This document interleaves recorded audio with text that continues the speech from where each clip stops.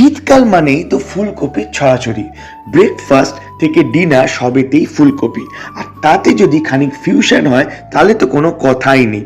তো তার জন্য প্রথমে তেলে খানিক টুকরো টুকরো করে কেটে নেওয়া বেগুন আর কফি ভেজে নিতে হবে। তারপর খানিক সর্ষে, পোস্ত, লঙ্কা এবং আদা দিয়ে একটা পেস্ট তৈরি করে নিতে হবে।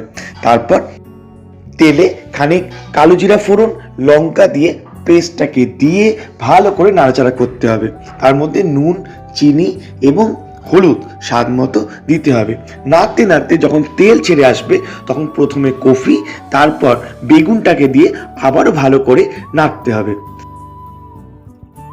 ধনেপাতা আর খানিক কাঁচা তেল দিয়ে ভালো করে নেড়ে চেড়ে সামান্য জল দিয়ে সিদ্ধ করতে দিতে হবে। ব্যাস, গরম গরম ভাতের সাথে সার্ভ করো, দেখবে পুরো শীতকালের দুপুরটা জমে যাবে। আর নিরামিষ হলে তো কথাই নেই। অবশ্যই বলো কেমন লাগলো।